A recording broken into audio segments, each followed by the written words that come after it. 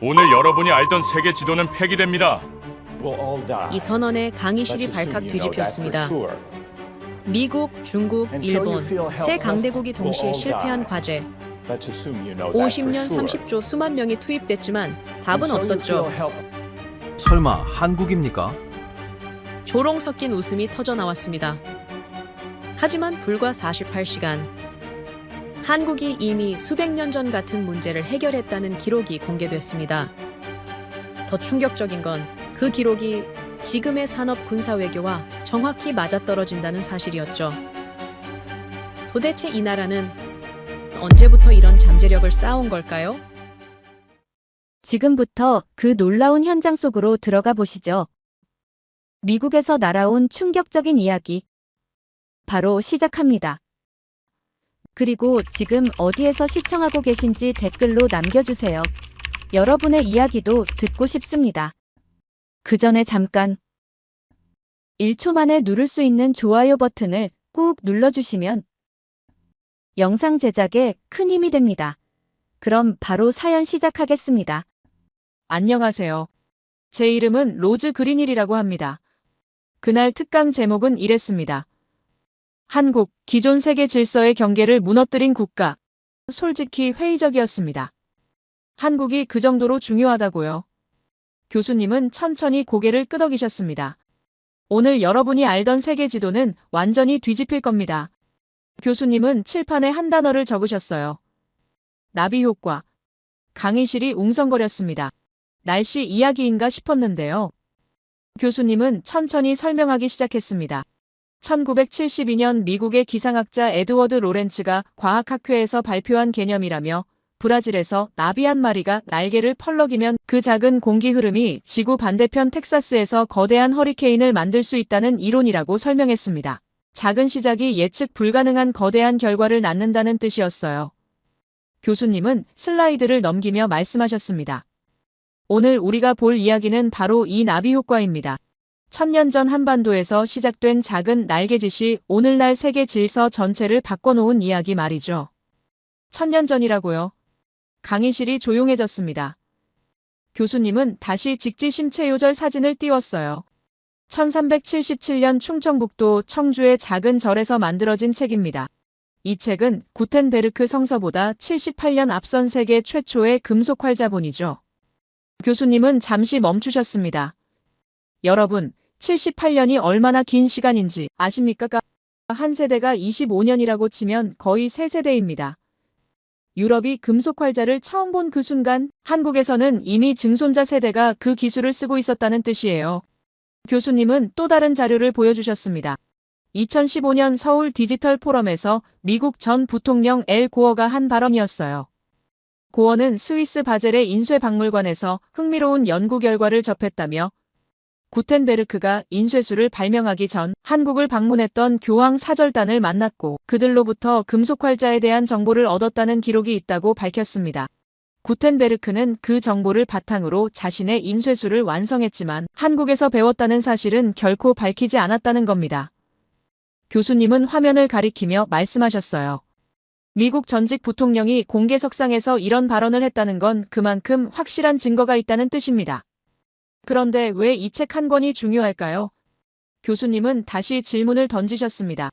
1997년 미국 언론들은 새 천년을 맞아 인류 역사 1000년을 바꾼 가장 위대한 사건을 선정했습니다. 5위는 갈릴레오의 지동설, 4위는 증기기관 상용화, 3위는 종교개혁, 2위는 신대륙 발견이었죠. 그리고 1위는 금속활자 인쇄술이었습니다. 전기도 아니고 자동차도 아니고 원자력도 아니었어요. 교수님은 천천히 말씀하셨습니다. 왜 인쇄술이 1위였을까요? 이유는 간단합니다. 지식이 기록되어 전해지지 않았다면 그 모든 과학과 발명은 세상에 남을 수 없었을 테니까요. 여기서 재미있는 사실이 있습니다. 교수님은 미소를 지으셨어요. 유럽에서 구텐베르크 인쇄술이 등장한 1453년 유럽 사회는 깜짝 놀랐습니다. 혁명적인 기술이었으니까요. 하지만 그 시각 한반도에서는 이미 100년 넘게 금속 활자로 책을 찍어내고 있었습니다. 더 놀라운 건 이겁니다. 1234년 고려시대 문헌에는 상정고 금예문이라는 책이 금속 활자로 인쇄됐다는 기록이 남아있어요. 실물은 전해지지 않지만 직지보다도 143년 앞선 겁니다. 교수님은 칠판에 숫자를 적으셨습니다. 1234년부터 1377년 그리고 1455년 한국은 이미 200년 넘게 금속활자 문화를 쌓아 올리고 있었던 반면 유럽은 이제 막 시작한 겁니다. 그런데 이 기술은 왜 한국에서 먼저 나왔을까요?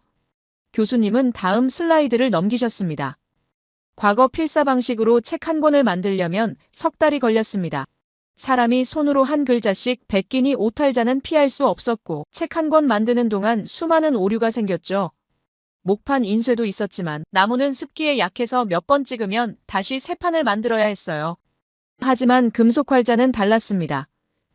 금속으로 글자를 만들어 배열하고 고정한 뒤 종이에 찍으면 대량 생산이 가능했고 금속은 쉽게 닳지도 않아 반복 사용이 가능했습니다. 대량 지식 전파의 길이 처음으로 열린 순간이었어요.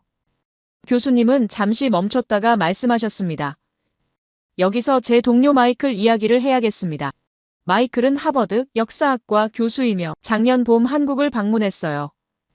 그는 서울의 한 박물관에서 직지를 직접 봤다고 합니다. 유리 케이스 안에 있는 얇고 낡은 책이었지만 그 순간 마이클은 충격을 받았다고 하더군요. 600년 전 사람들이 이미 이런 정밀한 기술을 가지고 있었다는 사실이 믿기지 않았다고 말이죠. 마이클은 한국의 조선소도 방문했습니다. 그곳에서 본 건 납기일을 철저히 지키는 문화였어요. 계약서에 적힌 날짜는 절대적이었고 그들은 약속을 어기는 걸 수치로 여겼습니다. 마이클은 돌아와서 이렇게 말했어요. 한국인들이 약속을 기록하고 지키는 문화는 1000년 전부터 시작된 게 아닐까? 교수님은 다시 칠판을 가리켰습니다. 책을 만든다는 건 단순히 종이에 글자를 찍는 일이 아닙니다. 그건 곧 지식을 기록하고 전파하며 축적하는 과정이죠. 하나의 지식이 기록을 통해 다른 지식과 만나고 또 그 결과가 다시 기록되면서 새로운 지식으로 확장되는 겁니다. 인류 문명은 이 순환의 반복으로 발전해 왔어요. 그리고 그 순환의 시작점에 한국이 있었다는 겁니다. 교수님은 강의실을 둘러보며 말씀하셨습니다. 여러분, 1000년 전 청주의 작은 절에서 시작된 금속활자라는 날개짓이 오늘날 전 세계 지식 체계를 만들어낸 겁니다. 강의실이 완전히 조용해졌습니다. 교수님은 다음 슬라이드를 준비하며 말씀하셨어요. 그리고 이 날개짓은 여기서 멈추지 않았습니다. 교수님은 다음 슬라이드를 띄우셨습니다. 화면에는 낡은 책 한 권이 나타났어요. 제목은 훈민정음이었습니다. 1446년 금속활자가 만들어진 지 69년 후의 일입니다. 교수님은 천천히 말씀하셨어요. 인쇄술은 지식을 퍼뜨리는 도구였지만 문제가 하나 있었습니다.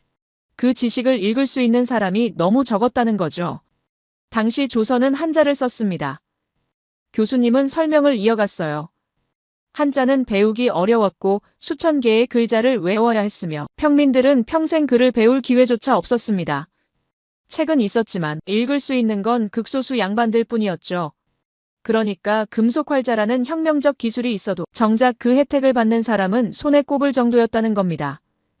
교수님은 잠시 멈추셨습니다. 그런데 한 사람이 이 문제를 해결하기로 마음먹었습니다. 세종대왕입니다. 화면에 세종의 초상화가 떴어요. 조선 제4대 왕이었던 세종은 백성을 극진히 사랑하는 왕이었습니다. 교수님은 세종이 남긴 글을 읽어주셨어요. 나라의 말이 중국과 달라 한자와 서로 통하지 않으니 어리석은 백성들이 말하고자 하는 바가 있어도 끝내 제 뜻을 펴지 못하는 이가 많다. 내가 이를 가엾게 여겨 새로 28글자를 만드니 사람마다 쉽게 익혀 날마다 쓰는데 편하게 하고자 할 따름이다. 강의실이 조용해졌습니다. 교수님은 말씀하셨어요. 여러분, 이 문장을 다시 읽어보십시오. 세종은 백성이 억울한 일을 당해도 그를 몰라 호소조차 못하는 현실을 견딜 수 없었던 겁니다. 그래서 왕이 직접 새로운 문자를 만들기로 결심했죠. 세계 역사를 통틀어 국가 최고 권력자가 백성을 위해 문자를 만든 경우는 단 한 번도 없었습니다. 교수님은 강조하셨어요. 이건 단순히 착한 왕의 이야기가 아닙니다. 지식을 독점하던 시대의 지식의 민주화를 선언한 혁명이었던 겁니다. 물론 반대도 있었습니다. 교수님은 다음 장면을 보여주셨어요. 최항을 비롯한 지편전 학사들이 반대 상소를 올렸습니다.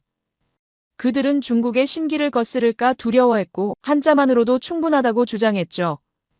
당시 조선은 중국 중심의 세계 질서 안에 있었고 중국 문화를 따르는 게 곧 문명국의 증거였습니다. 새로운 글자를 만든다는 건 중국에 대한 도전으로 받아들여질 수 있었어요. 하지만 세종은 물러서지 않았습니다. 그는 반대 상소의 논리를 하나하나 반박했고 결국 훈민정음 창제를 완성했습니다. 교수님은 화면을 바꾸셨어요. 그런데 한글에는 놀라운 비밀이 숨어 있습니다. 이건 단순히 쉬운 글자가 아니었어요. 세계에서 유일하게 누가 언제 어떤 원리로 만들었는지가 모두 기록으로 남아있는 문자입니다. 교수님은 설명하셨어요. 대부분의 문자는 오랜 시간에 걸쳐 자연스럽게 만들어졌습니다. 누가 만들었는지 알 수 없고 어떻게 생겨났는지도 불분명하죠. 하지만 한글은 다릅니다. 창제자가 명확하고 창제 연도가 기록되어 있으며 창제 원리까지 책으로 남아 있어요. 화면에 한글 자음이 나타났습니다. 교수님은 하나씩 가리키며 말씀하셨어요. 한글 자음은 발음할 때 입모양을 본떠 만들었습니다. 기역은 혓뿌리가 목구멍을 막는 모양이고 니은은 혀끝이 윗잇몸에 닿는 모양이며 미음은 입모양을 본뜬 거죠. 그러니까 글자 모양만 봐도 어떻게 소리를 내는지 알 수 있게 설계된 겁니다. 강의실에서 감탄이 터져 나왔어요. 교수님은 이어서 모음을 보여주셨습니다. 모음은 천지인 원리로 만들어졌습니다. 하늘을 뜻하는 점 하나, 땅을 뜻하는 가로선, 사람을 뜻하는 세로선. 이 세 가지를 조합해서 모든 모음을 만들어낸 거죠. 교수님은 계속 말씀하셨어요. 한글은 자음과 모음을 완전히 분리한 문자 체계입니다. 24개 글자로 만들 수 있는 조합이 무려 1172자나 됩니다. 그래서 세상에 존재하는 모든 소리를 가장 정확하게 적을 수 있는 유일한 문자로 인정받고 있어요. 교수님은 화면에 여러 언어를 띄워놓고 비교했습니다. 영어 알파벳은 26개지만 조합 규칙이 복잡하고 예외가 많아서 배우기 어렵습니다. 중국 한자는 수만 자를 외워야 하고 일본 가나는 표기와 발음이 따로 놀죠. 하지만 한글은 체계가 명확하고 배우기 쉬우며 표현력은 세계 최고 수준입니다.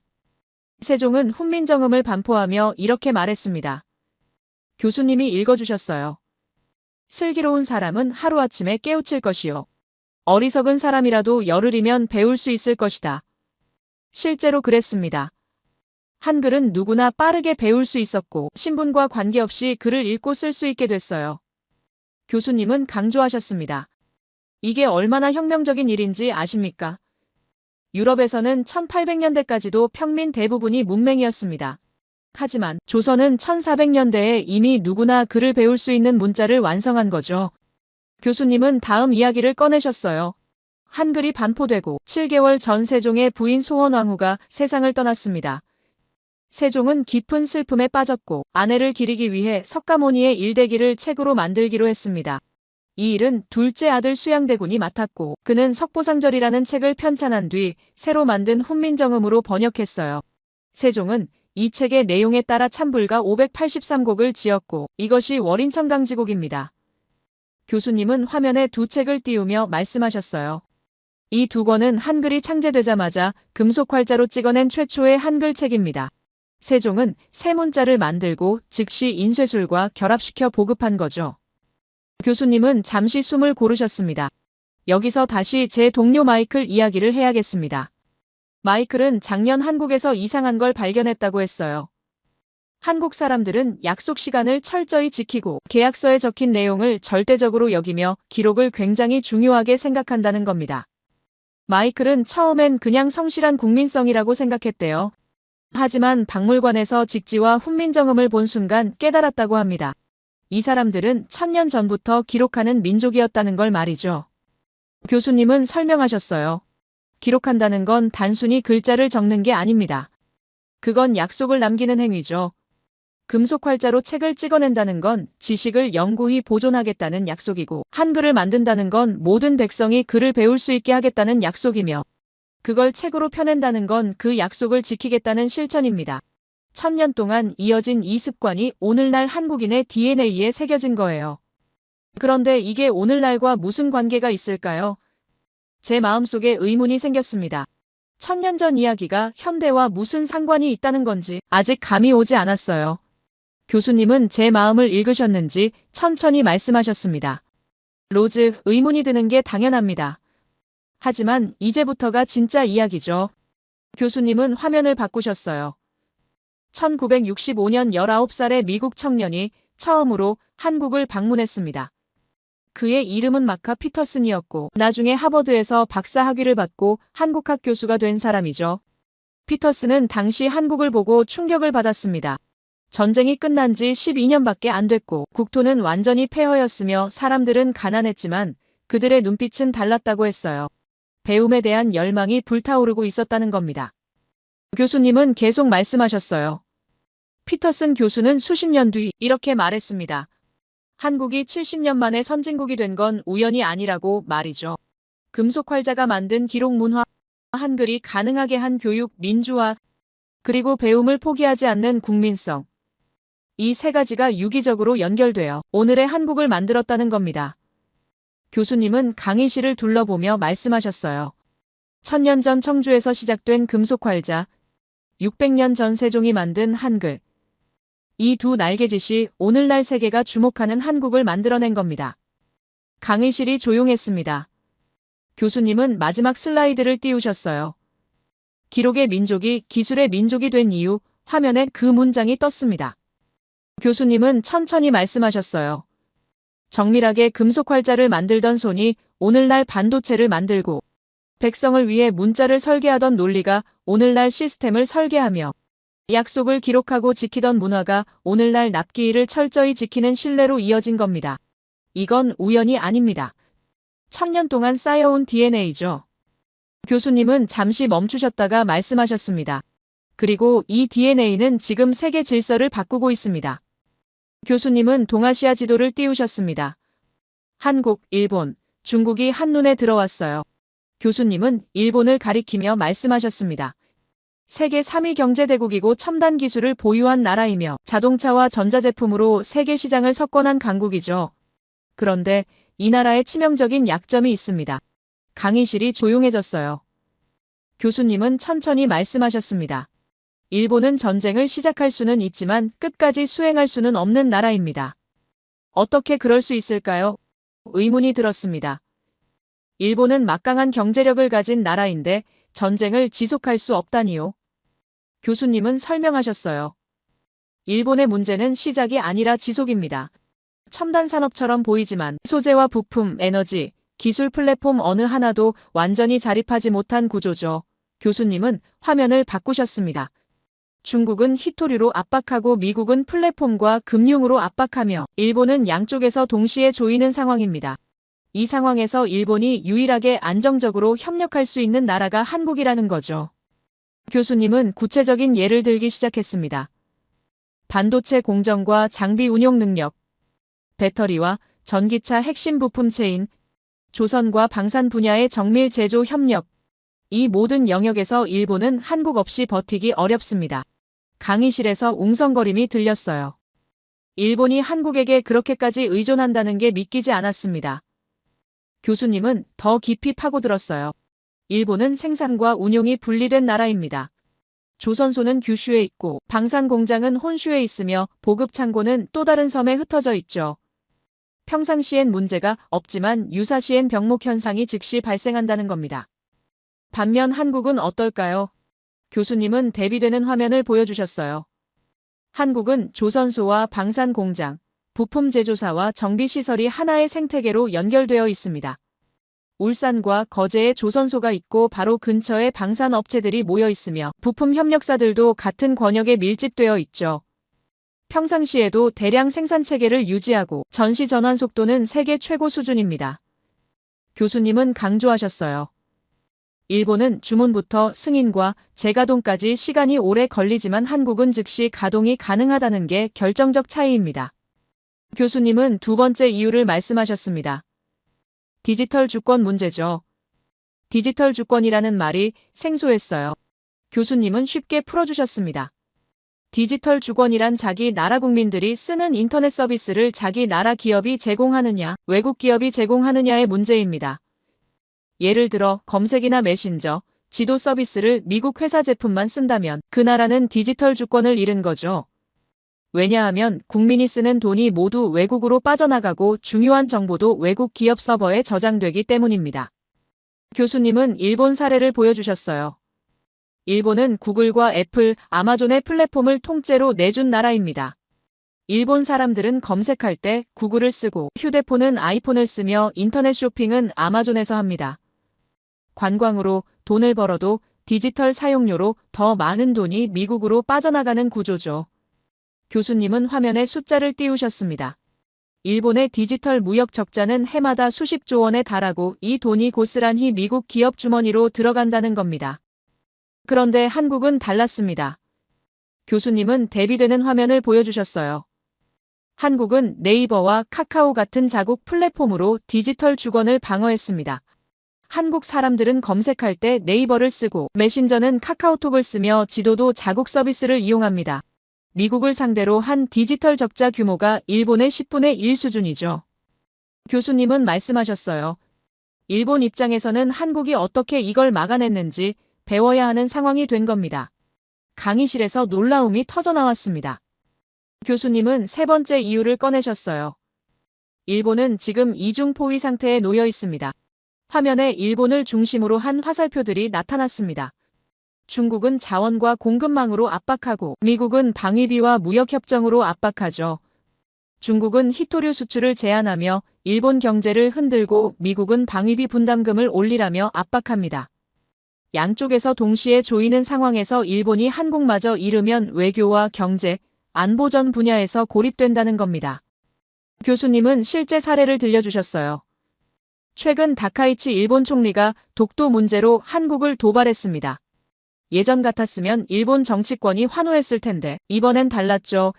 일본 언론과 관료들이 먼저 나서서 총리를 막았습니다. 심지어 우익 성향 인사들까지 자제하라고 나섰어요. 교수님은 화면에 일본 신문 기사들을 띄우셨습니다. 주요 언론들이 공개적으로 경고했습니다. 중국은 자원을 끊고 미국은 이익만 챙기는 상황에서 한국과의 협력마저 잃는 순간 일본은 버틸 수 없다는 내용이었죠. 이건 단순한 우정이 아닙니다. 교수님은 단호하게 말씀하셨어요. 일본이 한국을 필요로 하는 건 반성 때문도 아니고 선해 때문도 아닙니다. 버티기 위해서죠. 독도와 역사 문제로 강경하던 정치인들조차 막상 위기가 오자 말을 바꾸고 수위를 낮췄습니다. 왜일까요? 강의실이 조용해졌습니다. 교수님은 천천히 대답하셨어요. 한국 없이는 안 되기 때문입니다. 교수님은 네 번째 이유를 말씀하셨습니다. 군사와 안보 측면에서도 한국은 필수 파트너입니다. 일본이 방위비를 늘리고 군사력을 키우는 건 맞지만 군사력은 자원과 에너지, 산업 기반이 있어야 유지됩니다. 교수님은 구체적으로 설명하셨어요. 탄약과 부품, 정비와 보급, 반도체와 레이더, 통신 장비, 이 모든 영역에서 한국과의 협력 없이는 실제 전쟁 수행 능력이 성립되지 않는다는 겁니다. 일본이 무기를 만들어도 그걸 계속 유지하고 보급하려면 한국이 필요하다는 거죠. 교수님은 마지막 이유를 말씀하셨습니다. 일본이 한국을 필요로 하는 결정적 이유는 단 하나입니다. 대체제가 없다는 거죠. 교수님은 화면에 세계 지도를 띄우셨어요. 중국은 위협 대상이고 미국은 거래 상대이며 유럽은 너무 멀고 동남아시아는 아직 기술 수준이 부족합니다. 현실적으로 기술과 산업, 안보와 외교를 동시에 맞춰줄 수 있는 파트너는 한국뿐이라는 겁니다. 교수님은 정리하셨습니다. 지금 일본의 저자세는 한국의 위상이 올라가서만은 아닙니다. 일본이 내려갈 수밖에 없는 구조에 들어섰기 때문에 나온 결과죠. 이 점을 일본 스스로가 가장 잘 알고 있습니다. 강의실이 조용했어요. 교수님은 다음 화면을 준비하며 말씀하셨습니다. 그리고 놀랍게도 중국 역시 같은 계산을 하고 있습니다. 고개를 들었습니다. 중국도요. 교수님은 고개를 끄덕이셨어요. 중국은 일본과 정반대 이유로 한국을 필요로 합니다. 교수님은 중국과 한국의 관계를 나타낸 도표를 띄우셨습니다. 중국은 일본보다 훨씬 강합니다. 세계 2위 경제대국이고 군사력도 막강하죠. 그런데 한국을 대하는 태도는 오히려 일본보다 더 조심스럽습니다. 이상한 일이었어요. 중국이 한국을 조심스럽게 대한다니요. 교수님은 최근 사례를 보여주셨어요. 중국이 한국 대통령을 극진히 환영한 장면들이 화면에 나타났습니다. 의전과 표현, 메시지 모두 최고 수준이었죠. 교수님은 말씀하셨어요. 중국은 필요 없는 나라에게 저 정도 예우를 하지 않습니다. 중국 외교는 감정이 아니라 위계와 계산이니까요. 강의실 뒤편에서 손이 올라갔습니다. 베이징 대학에서 온 판밍이라는 학생이었어요. 판밍은 정중하게 질문했습니다. 교수님께서는 중국이 한국을 조심스럽게 대한다고 하셨는데 최근 중국 학계 자료를 보면 한국의 역사적 기원이 중국 동북 지방과 밀접하다는 연구가 많습니다. 고구려와 발해가 중국 지방 정권이었다는 주장도 있고요. 이런 관점에서 보면 한국은 중국 문명권의 일부 아닙니까? 강의실이 술렁였습니다. 판밍의 어조는 공손했지만 내용은 날카로웠어요. 교수님은 잠시 멈추셨습니다. 그리고 아주 평범한 목소리로 대답하셨어요. 좋은 질문입니다. 중국 학계에서 동북공정이라는 프로젝트를 진행한 건 사실이죠. 2000년대 초반 중국 정부가 막대한 예산을 투입해서 고구려와 발해 역사를 중국사로 편입하려는 시도였습니다. 교수님은 화면에 자료를 띄우셨어요. 그런데 흥미로운 점이 있습니다. 이 프로젝트가 시작된 시기가 한국 경제가 급성장하고 국제적 위상이 올라가던 때와 정확히 일치한다는 거죠. 교수님은 의연하게 설명하셨습니다. 역사는 기록으로 증명됩니다. 고구려는 서기 37년 한반도 북부와 만주 일대에 세워진 독립국가였고 자체 왕조와 연호, 독자적 외교체계를 가진 주권국가였습니다. 중국 측 사서인 삼국지와 구당서에도 고구려를 별개 국가로 기록했고 당나라와 수십 년간 전쟁을 벌인 적대국이었죠. 교수님은 덧붙이셨어요. 만약 고구려가 중국 지방 정권이었다면 당나라가 왜 고구려를 침공했을까요? 자기 나라 지방을 공격한다는 건 논리적으로 성립하지 않습니다. 판밍의 표정이 굳어졌습니다. 교수님은 계속 말씀하셨어요. 더 흥미로운 건 이겁니다. 중국은 한국 고대사를 자기 역사에 넣으려 하면서도 현대 한국과의 관계에서는 극도로 조심합니다. 왜일까요? 강의실이 조용해졌어요. 교수님은 대답하셨습니다. 한국이 없으면 중국 전략이 무너지기 때문입니다. 교수님은 첫 번째 이유를 설명하셨습니다. 중국에게 한국은 동맹국도 아니고 적대국도 아닌 전략적 완충지대입니다.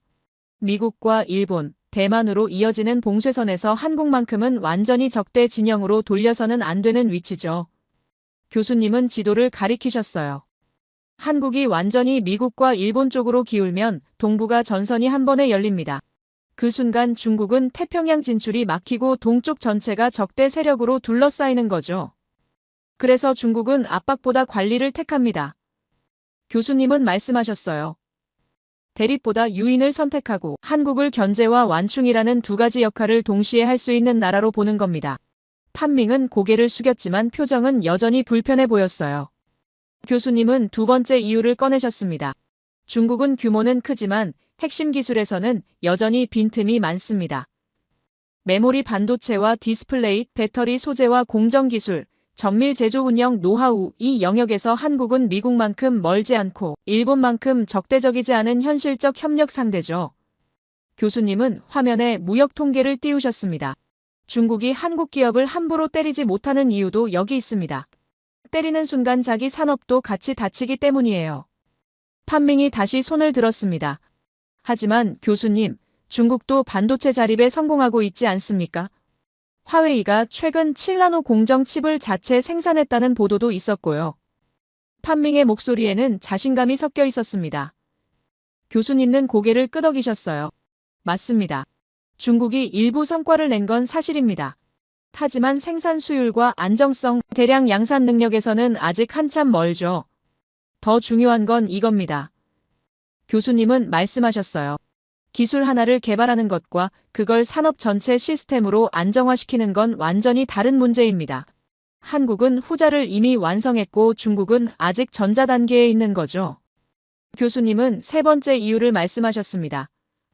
한국은 미국과 대화 가능한 유일한 창구 중 하나입니다. 중국은 지금 미국과 직접 부딪힐수록 손해고 우회로가 필요한데 그 우회로 중 하나가 바로 한국이죠. 한국은 미국과 군사 및 외교적으로 긴밀하면서도 중국과 경제 및 외교 채널을 유지하는 드문 국가입니다. 중국 입장에서 한국은 완전히 끊으면 안 되는 통로라는 겁니다.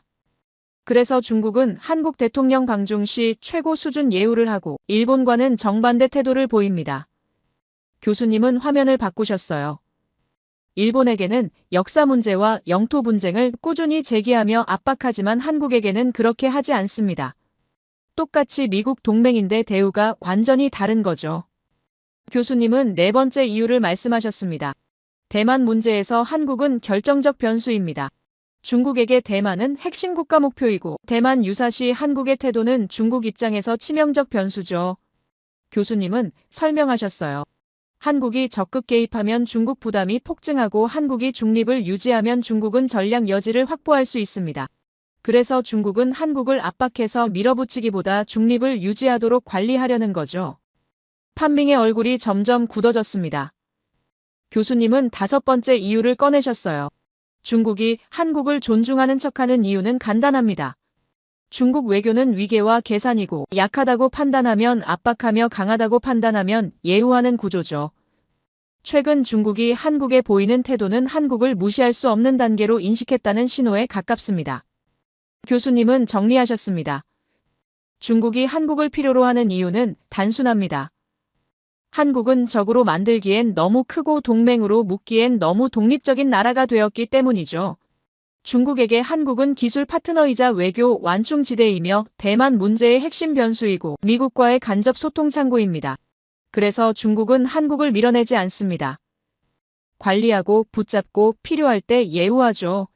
이건 호의가 아니라 중국식 현실 인정입니다. 판밍은 고개를 숙인 채 노트에 뭔가를 적고 있었습니다.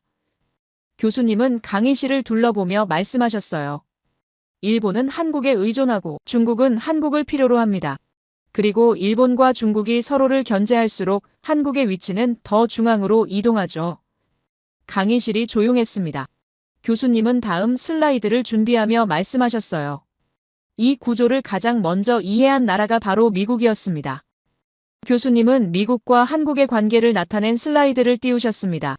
미국의 계산은 일본이나 중국보다 더 복잡합니다. 교수님은 천천히 말씀하셨어요. 미국은 한국을 지키지 않습니다. 강의실이 술렁였습니다.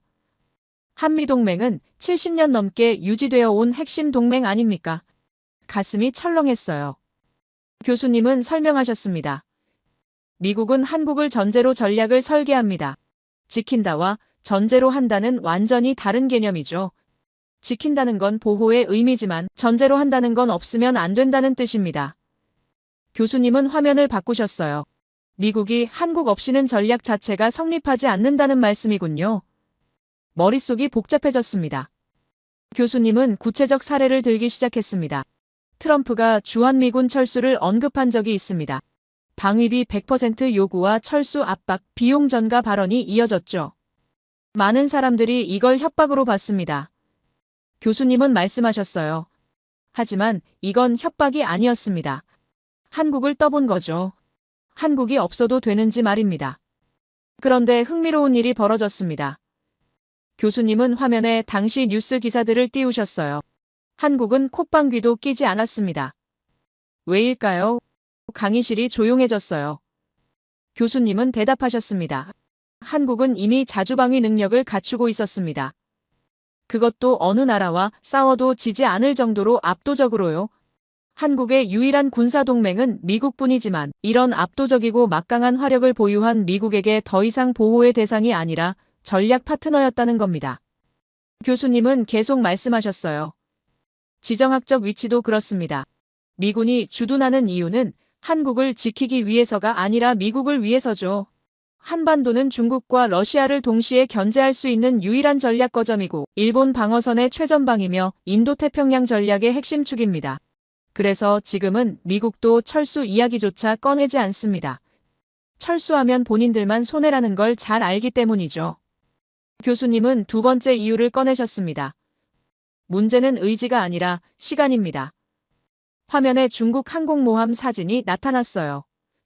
중국은 이미 다음 단계로 갔습니다. 최신 항공모함을 지속 건조하고 전자식 사출 시스템을 갖추며 대규모 해군을 증강하고 있죠. 중국은 지금 양산 체제에 들어갔다는 겁니다. 긴장감이 감돌았습니다. 교수님은 대비되는 화면을 보여주셨어요. 미국은 항공모함을 설계할 수는 있습니다. 하지만 빠르게 만들 수는 없죠. 조선소가 붕괴했고 숙련 인력이 고령화됐으며 공급망이 파편화됐고 건조 지연이 상시화됐습니다. 미국 항모는 강력하지만 노후화되어 있고 교체 속도가 느리다는 거죠. 가슴이 무거워졌습니다. 세계 최강국 미국이 이런 상황이라니요. 교수님은 말씀하셨어요. 조선업 재건론도 있습니다. 하지만 늦었죠. 인력 양성에 10년에서 20년, 생산 라인 복원에 수년, 품질 안정화에 추가 시간이 필요합니다. 중국은 이미 바다에 있고 미국은 아직 도면 위에 있는 상황입니다. 교수님은 결정적인 말씀을 하셨어요. 그래서 한국입니다. 강의실이 완전히 조용해졌습니다. 교수님은 설명하셨습니다. 미국이 지금 당장 필요한 조건을 모두 갖춘 나라가 한국입니다. 대형 선박과 군함 건조 능력, 항공모함급 선체 설계와 건조 경험, 전시 생산 체제, 숙련 인력, 글로벌 최고 수준 조선 인프라죠. 교수님은 화면에 한국 조선소 사진들을 띄우셨어요. 울산과 거제의 거대한 조선소들이 나타났습니다. 전시 생산 체제라는 말이 생소했어요. 교수님은 쉽게 풀어주셨습니다. 민간 수출 라인을 군수 우선으로 전환하고 교대제를 확대하며 하청과 협력사까지 포함한 공급망을 동원하고 정부가 긴급 조달과 규제 완화, 재정 투입을 하는 겁니다. 국가 단위로 움직이는 체제죠. 한국 방산업체들은 평상시에도 전시를 가정에 설계되어 있다는 겁니다. 교수님은 구체적으로 설명하셨어요. 한화와 현대로템, LI지넥스원 같은 업체들은 국내군 요구 사항 자체가 대량과 지속 생산을 전제로 설계되어 있습니다. 냉전 이후 소량 정밀 생산으로 바뀐 유럽과 달리 한국은 여전히 전면전 대비 산업 구조를 유지하죠. K9 자주포와 K2 전차, 탄약과 미사일 부품 등은 라인 증설과 교대 확대가 현실적으로 가능한 공정입니다. 그래서 해외에서는 한국 방산을 평상시에도 반전시 체제라고 평가한다는 거죠. 교수님은 세 가지 이유를 더 말씀하셨습니다. 첫째, 정부와 군의 연결 속도가 빠릅니다. 긴급 조달 체계가 이미 법과 제도로 존재하고 실전 운용군이 바로 옆에 있죠. 둘째, 수출 경험이 전시 시뮬레이션입니다. 폴란드와 중동 대량 계약은 사실상 준전시급 생산 테스트였고 실제로 납기 단축과 동시 다량 생산을 이미 경험했습니다.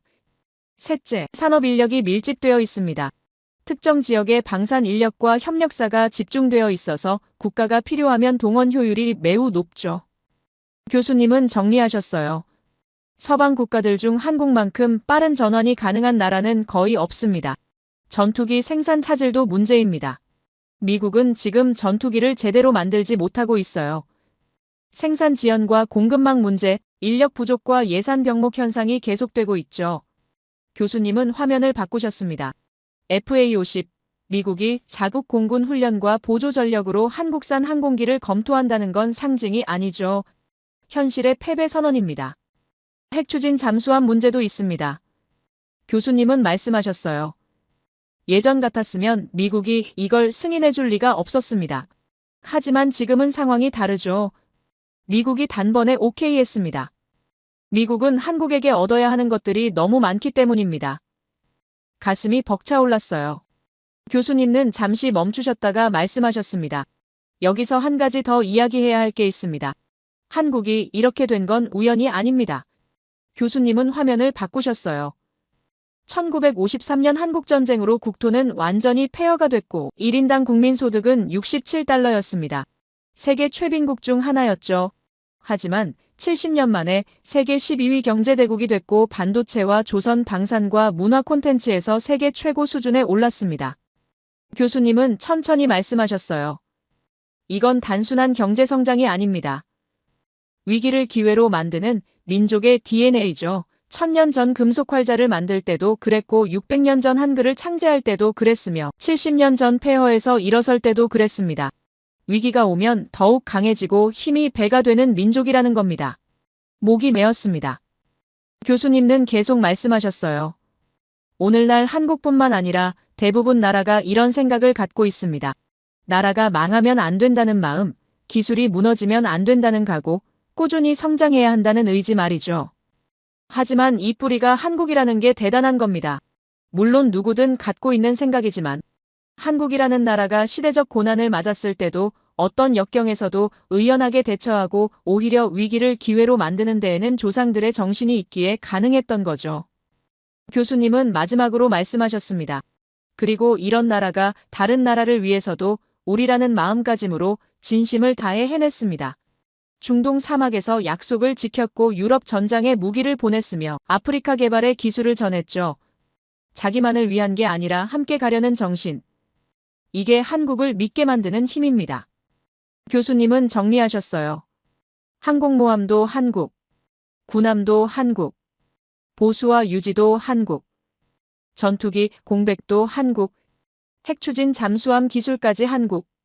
미국은 중국을 견제하기 위해 한국을 빼고는 선택지가 없죠. 미국은 한국을 보호하고 있는 게 아닙니다. 한국에게 의존하고 있는 겁니다.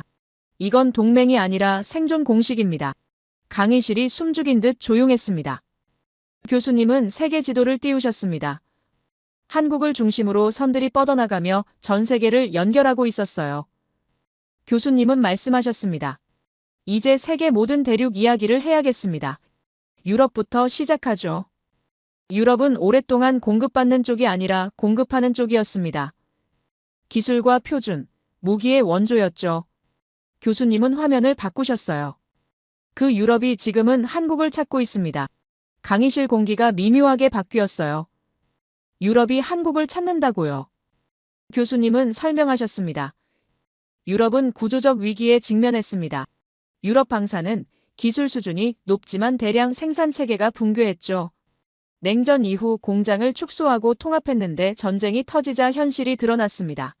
재고 부족과 생산 리드 타임, 수년 가격 폭등. 유럽은 설계국이었지만 이제는 조달국이 된 거죠. 충격적이었습니다. 그럼 유럽의 선택지는 뭐였을까요? 교수님은 세 가지를 나열하셨어요. 미국은 최상급 기술을 가지고 있지만 물량이 부족하고 정치적 조건이 있으며 공급 우선순위가 따로 있습니다. 중국은 가격과 물량이 가능하지만 신뢰와 제재 문제, 전장 검증 부족이 있죠. 그럼 한국은요? 즉시 생산과 즉시 인도, 실전 검증과 정치적 부담 최소. 한국은 유일하게 지금 당장 전쟁을 기준으로 움직일 수 있는 나라였다는 겁니다. 교수님은 말씀하셨어요. 동유럽이 먼저 움직였습니다. 폴란드와 루마니아 같은 나라들은 전쟁을 이론이 아니라 현실로 느끼는 국가들이죠. 그들이 본 기준은 성능도 아니고 명성도 아니었습니다. 납기 유지와 확장성이었어요. 그 선택이 누적되자 서유럽도 계산을 바꾸기 시작했습니다. 왜 저 나라들은 한국을 고르는가라는 질문이 퍼졌다는 거죠. 교수님은 두 번째 이유를 말씀하셨습니다. 유럽은 시간을 잃었습니다. 유럽은 기술을 잃은 게 아니지만 평상시 기준과 전시 기준이 다르죠. 평상시엔 설계가 중요하지만 전시엔 속도가 중요합니다. 한국은 평상시에도 전시를 준비하고 있었지만 유럽은 평상시에만 집중했다는 거죠. 교수님은 정리하셨어요. 유럽은 당장 쓸 수 있는 나라를 찾았고 그 지점에 한국이 있었습니다. 교수님은 시선을 중동으로 옮기셨습니다. 중동 이야기는 다릅니다. 화면에 사막 사진이 나타났어요. 1970년대 한국 국민 1인당 소득은 $300였습니다. 세계 최빈국 수준이었죠. 그런데 2025년 사우디아라비아가 한국에 맡긴 프로젝트 규모는 100조 원입니다. 교수님은 잠시 멈추셨습니다. 이 역전은 어떻게 가능했을까요? 교수님은 설명하셨어요. 중동이 한국을 신뢰하는 이유는 최근 계약 때문이 아닙니다. 1970년대부터입니다. 당시 한국은 자본도 없었고 기술도 일본이나 유럽보다 뒤처졌으며 언어와 문화, 기후 어느 하나 유리한 게 없었어요. 그럼 한국이 뭘 했느냐? 교수님은 단호하게 대답하셨습니다. 끝냈습니다. 끝냈다는 말이 이상했어요. 교수님은 구체적으로 설명하셨습니다. 사막 한복판과 전쟁 직후의 불안정한 국가들, 공사 중단이 일상이던 현장들에서 한국은 공사를 끝냈습니다. 연기하지 않았고 중단하지 않았으며 도망치지 않았죠. 중동이 기억하는 건 누가 가장 앞선 기술을 가졌느냐가 아닙니다. 누가 끝까지 남아있었느냐죠. 교수님은 계속 말씀하셨어요. 기술은 시간이 지나면 따라잡을 수 있습니다. 하지만 약속을 지킨 기록은 대체할 수 없죠. 한국은 그 기록을 석유 위기와 전쟁, 정치 격변 속에서도 쌓았습니다. 가슴이 뭉클했어요. 교수님은 비교를 하셨습니다. 일본은 기술이 뛰어났지만 비용과 속도, 현지 적응에서 경직됐습니다. 유럽은 설계 중심이었고 실행은 하청에 맡겼죠. 중국은 속도는 빠르지만 품질과 완주, 정치 리스크가 누적됐습니다. 그럼 한국은요?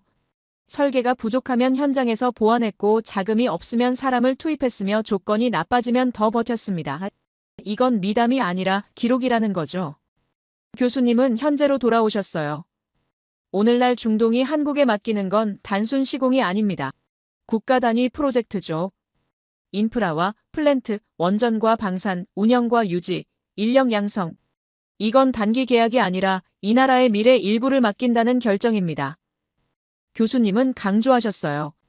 일단 지금 한국의 기술력이 세계 최고 수준이라는 전제는 당연히 깔려 있습니다.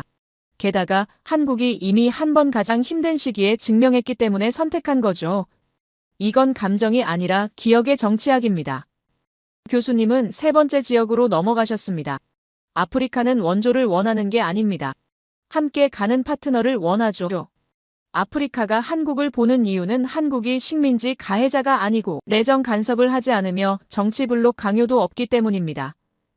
대신 기술 이전을 하고 인력 양성을 하며 단계적 발전 모델을 제시하죠. 교수님은 설명하셨어요. 한국은 한 번도 아프리카를 지배한 적이 없고 한 번도 자원을 약탈한 적이 없으며 스스로 가난해서 올라온 경험을 가진 나라입니다. 중국은 속도는 빠르지만 부채와 의존 구조를 만들고 유럽은 기준이 높아서 진입 장벽이 과하죠. 한국은 단계적이고 현실적이며 현지화가 가능합니다. 아프리카가 한국을 보는 이유는 한국이 성공했기 때문이 아니라 어떻게 성공했는지가 보이기 때문이라는 거죠. 교수님은 네 번째 지역들을 묶어서 설명하셨습니다. 남미와 캐나다, 오세아니아 이야기죠. 이 국가들의 공통점은 단 하나입니다. 강대국의 편이 되길 원하지 않는다는 거예요. 리스크 최소 파트너라는 말이 나왔습니다. 교수님은 쉽게 풀어주셨어요. 리스크란 위험이나 부담을 뜻합니다. 리스크의 최소 파트너란 함께 일할 때 위험이나 부담이 가장 적은 상대라는 뜻이죠. 예를 들어 미국과 협력하면 정치적 조건이 따라오고 중국과 협력하면 의존 구조가 생기는데 한국은 그런 부담이 가장 적다는 겁니다. 교수님은 구체적으로 설명하셨어요. 남미 국가들은 안보는 필요하지만 미국의 정치적 간섭은 부담이고 중국 자본은 빠르지만 의존 구조는 위험하다고 봅니다. 한국이 완전히 다른 선택지로 등장한 거죠. 한국은 이념이 없고 정치 조건이 없으며 기술 이전을 포함하고 유지와 보수, 훈련 패키지를 제공합니다. 남미는 강대국을 고른 게 아니라 위험이 가장 적은 파트너를 고른 겁니다. 캐나다는 흥미로운 사례입니다. 교수님은 말씀하셨어요. 캐나다는 미국을 신뢰하지만 모든 걸 미국에 맡기지는 않습니다. 미국과의 동맹은 유지하되 방산과 조선 공급망은 다변화가 필수고 북극 잠수함과 해양 통제 능력 강화도 필요하죠. 미국은 공급 지연과 비용 상승 문제가 있고 유럽은 생산 여력이 부족합니다. 그래서 캐나다가 보는 선택지 중 하나가 한국입니다. 빠른 생산과 조선 역량, 기술 협력 가능과 정치적 부담 낮음. 이건 배신이 아니라 보험이라는 거죠. 호주는 더 명확합니다. 교수님은 설명하셨어요. 호주는 중국과 경제적으로 얽혀 있지만 안보 위협은 명확합니다. 미국과 동맹이지만 모든 걸 미국에만 의존할 수는 없죠. 그래서 호주는 미국과 영국 중심 체제는 유지하면서도 아시아에서 실질적으로 협력 가능한 국가를 찾는데 호주에게 한국은 미국의 대체제가 아니라 미국을 보완하는 유일한 아시아 파트너라는 겁니다. 교수님은 정리하셨습니다. 한국은 정치 리스크가 낮습니다. 미국과 협력하면 정치적 조건이 따라오고 중국과 협력하면 의존 리스크가 생기지만 한국은 기술을 주되 조건을 걸지 않고 협력하되 지배하지 않습니다. 그래서 유럽과 중동, 아프리카와 남미, 캐나다와 오세아니아가 한국을 선택합니다. 위험이 가장 적은 파트너이기 때문이죠. 교수님은 마지막으로 말씀하셨어요. 신뢰는 시간을 통과한 결과입니다. 중동은 50년 전 한국이 사막에서 도망치지 않은 걸 기억하고 그 기억이 오늘날의 계약이 아니라 오늘날의 의존을 만들었죠. 중동은 미래를 맡길 나라를 고를 때 가장 화려했던 나라가 아니라 가장 오래 버텼던 나라를 기억했습니다. 그리고 그 기억 속에 한국은 이미 있었어요. 한국의 무기는 강철이 아니라 약속입니다. 강의실이 완전히 조용해졌습니다. 교수님은 칠판으로 걸어가셨습니다. 분필을 들고 천천히 화살표를 그리기 시작하셨어요. 1377년 직지 화살표 하나, 1446년 훈민정음 화살표 또 하나, 1953년 한국전쟁 폐허 화살표가 이어졌습니다. 그리고 마지막에 2025년 세계 12위 경제대국이라고 적으셨어요. 강의실이 조용해졌습니다. 교수님은 돌아서며 말씀하셨어요. 여러분, 이 화살표들이 보이십니까? 이건 단순한 연대표가 아닙니다. DNA의 흐름이죠. 1000년 전 금속 활자를 만들 때 필요했던 정밀성이 오늘날 반도체를 만드는 정밀성과 연결되어 있다는 겁니다. 가슴이 두근거렸어요. 교수님은 첫 번째 연결고리를 설명하셨습니다. 금속 활자를 만드는 건 단순한 작업이 아닙니다. 수천 개의 활자 하나하나를 똑같은 크기와 높이로 만들어야 하고 미세한 오차도 허용되지 않았죠. 밀리미터 단위의 정확성이 요구됐고 한 글자라도 삐뚤어지면 전체가 망가졌습니다. 이 정밀함을 유지하려면 집중력과 인내, 완벽에 대한 집착이 필요했어요. 교수님은 화면을 바꾸셨습니다. 오늘날 한국이 만드는 반도체 공정을 보십시오. 나노미터 단위의 정밀성이 요구되고 단 하나의 먼지도 허용되지 않으며 온도와 습도까지 완벽하게 통제해야 합니다.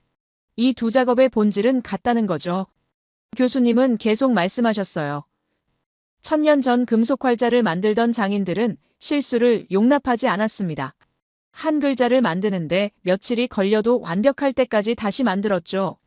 이 DNA가 오늘날 한국 제조업에 그대로 살아있습니다. 조선소에서 배 한 척을 만들 때도 납기일은 절대적이고 불량률은 제로에 가까우며 품질 검수는 철저합니다. 이건 우연이 아니라 1000년 동안 쌓여온 문화라는 거죠. 교수님은 두 번째 연결고리를 꺼내셨습니다. 한글 이야기입니다. 한글은 세계 유일의 설계된 문자입니다. 자음은 발음 기관 모양을 본떴고 모음은 천지인 원리로 만들어졌으며 조합 규칙이 명확하죠. 이건 단순한 문자가 아니라 시스템입니다. 교수님은 강조하셨어요. 시스템적 사고란 전체를 보고 구조를 설계하며 효율을 극대화하는 능력입니다. 세종이 한글을 만들 때 이미 이런 사고방식을 보여줬죠. 교수님은 화면에 도표를 띄우셨습니다. 오늘날 한국이 세계에서 인정받는 분야를 보십시오. 반도체와 디스플레이인 배터리와 자동차, 조선과 방산, 이 모든 분야의 공통점은 뭘까요? 부품과 공정, 시스템이 유기적으로 연결되어 있다는 겁니다. 한국은 부품만 잘 만드는 게 아니라 전체 시스템을 통합하는 능력이 뛰어납니다. 이게 바로 한글이 가르쳐준 시스템적 사고죠.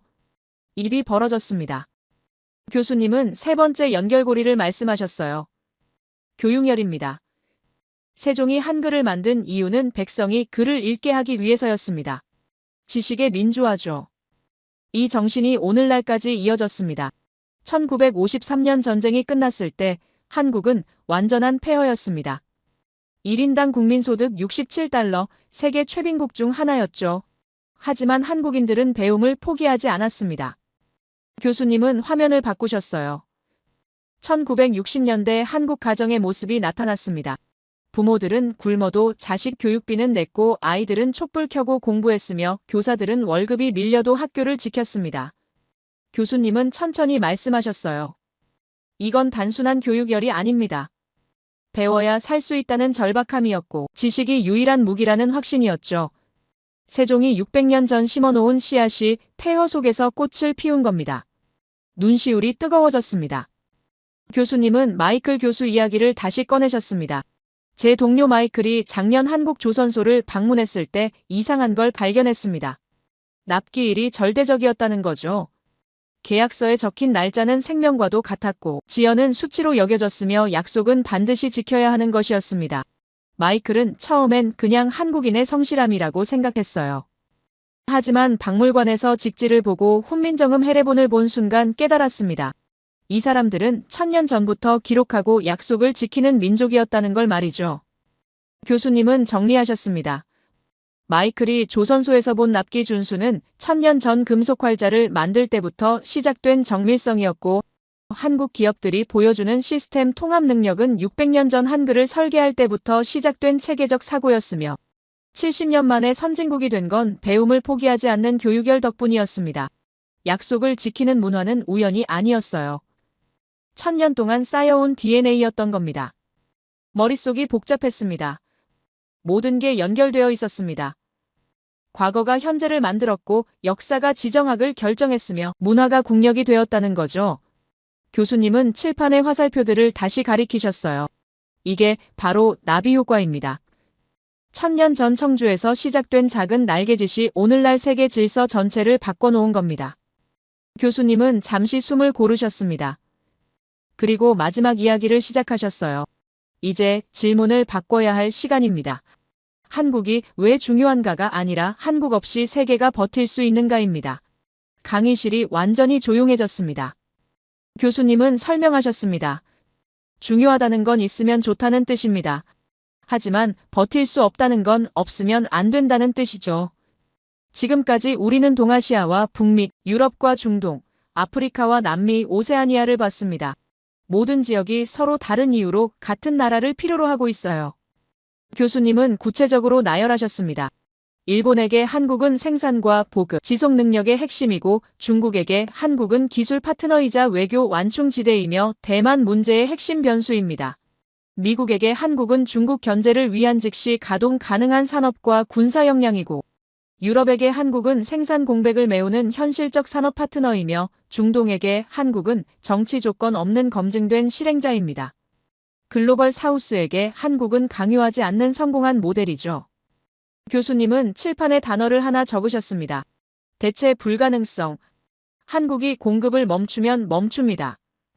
한국이 협조하지 않으면 늦어지고 한국이 돌아서면 전략이 수정되죠. 이건 존중입니까? 의존입니까? 교수님은 단호하게 대답하셨어요. 의존입니다. 눈치를 본다는 말의 진짜 의미는 뭘까요? 교수님은 질문을 던지셨습니다. 외교에서 눈치를 본다는 건 그 나라의 선택이 나의 실패로 이어질 수 있다는 뜻입니다. 지금 세계는 한국의 선택을 계산합니다. 한국이 어디로 움직이느냐가 전략의 성패를 결정하기 때문이죠. 교수님은 칠판에 두 단어를 나란히 적으셨습니다. 변수와 공리, 이 두 단어가 생소했어요. 교수님은 쉽게 풀어주셨습니다. 변수란 바뀔 수 있는 값입니다. 계산할 때 이리저리 조정할 수 있는 숫자죠. 반면 공리란 증명할 필요가 없는 기본 원리입니다. 모든 계산의 출발점이 되는 절대적 전제죠. 예를 들어 1 더하기 1은 2라는 건 공리입니다. 증명할 필요 없이 그냥 받아들여야 하는 기본 원리라는 거예요. 교수님은 계속 말씀하셨습니다. 한국은 더 이상 변수가 아닙니다. 세계 질서 계산에서 이리저리 조정할 수 있는 값이 아니라는 거죠. 한국은 이제 공리입니다. 모든 전략의 출발점이 되는 전제이며 증명할 필요 없이 받아들여야 하는 기본 원리라는 겁니다.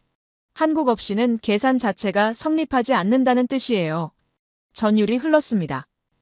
교수님은 화면을 바꾸셨어요. 한국의 위치 변화를 나타낸 도표가 나타났습니다. 1950년대 한국은 완충지였습니다. 강대국들 사이에서 충격을 흡수하는 완충지대였죠. 하지만 오늘날 한국은 연결 허브입니다. 모든 선이 한국을 통과하고 모든 전략이 한국을 포함하며 모든 계산이 한국을 전제로 합니다.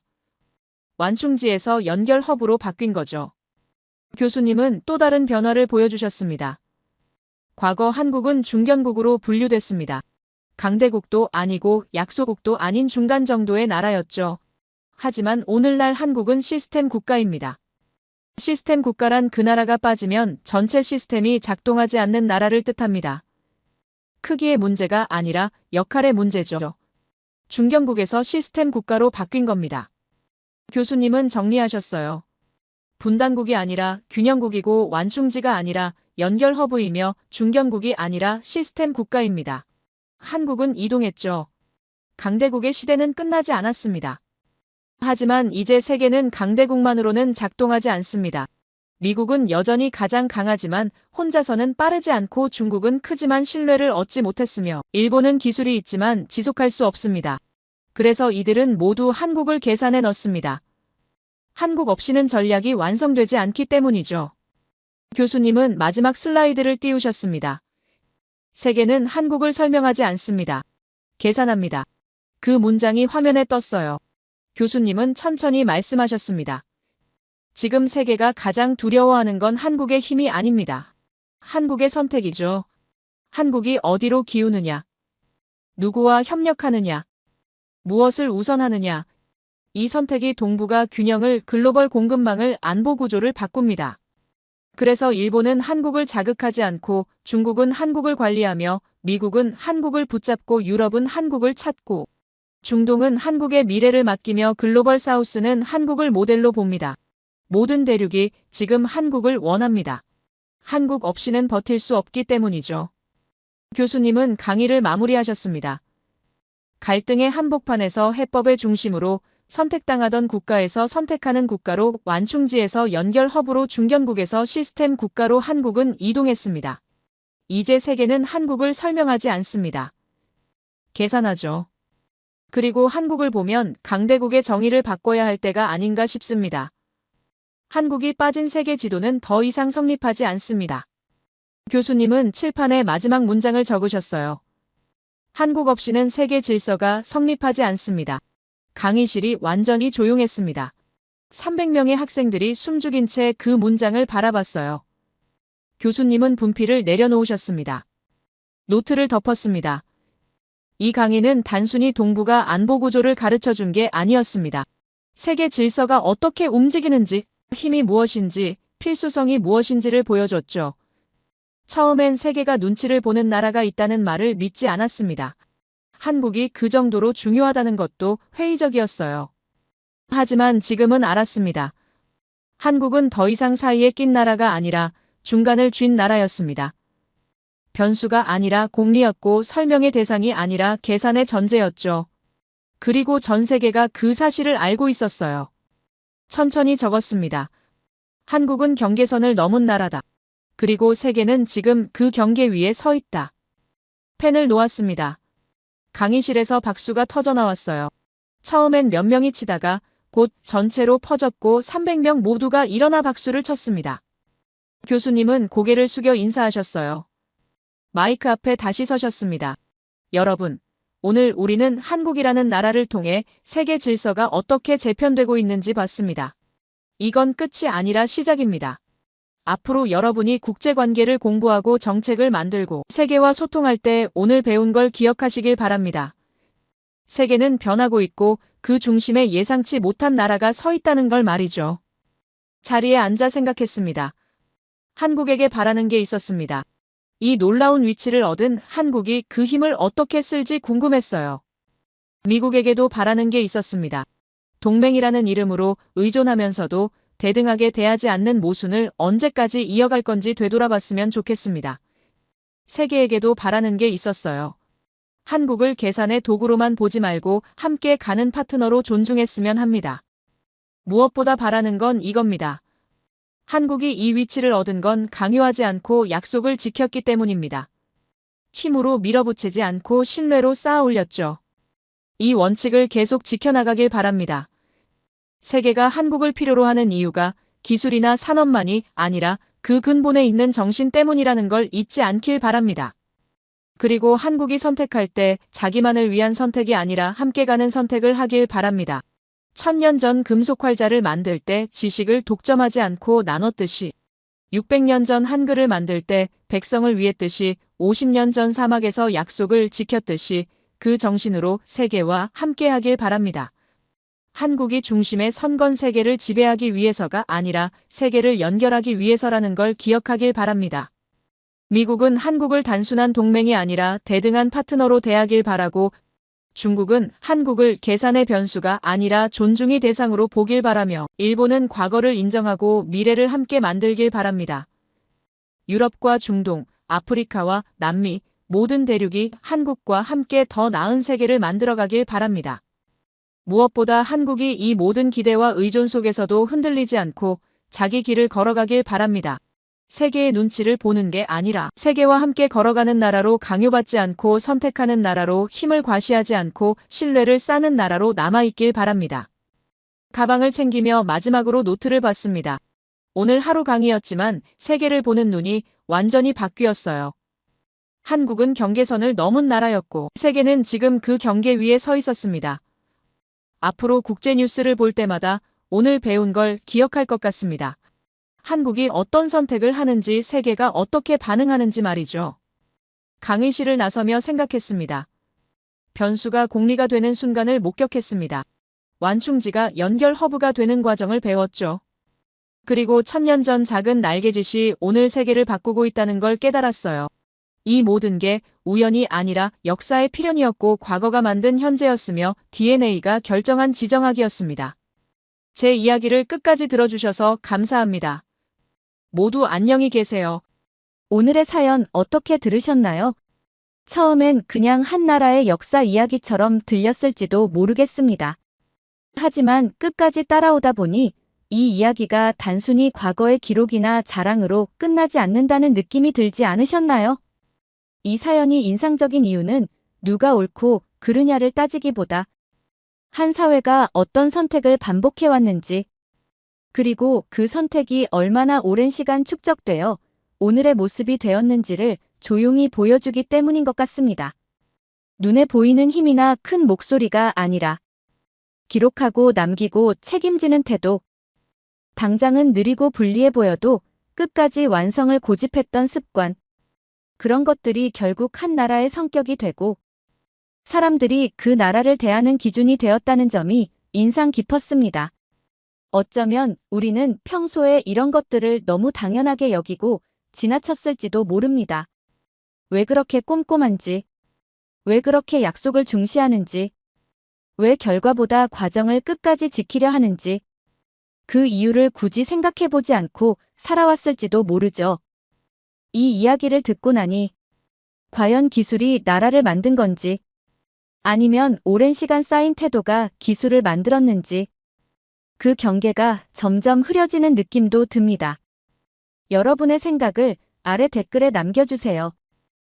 그리고 감동적인 사연을 주변 사람들과 공유하고 함께 이야기 나눠보세요. 마지막으로 1초밖에 걸리지 않는 구독과 좋아요, 알림 설정은 영상 제작에 큰 힘이 됩니다. 지금까지 감동을 담아 여러분께 진심을 전하는 감동담기였습니다.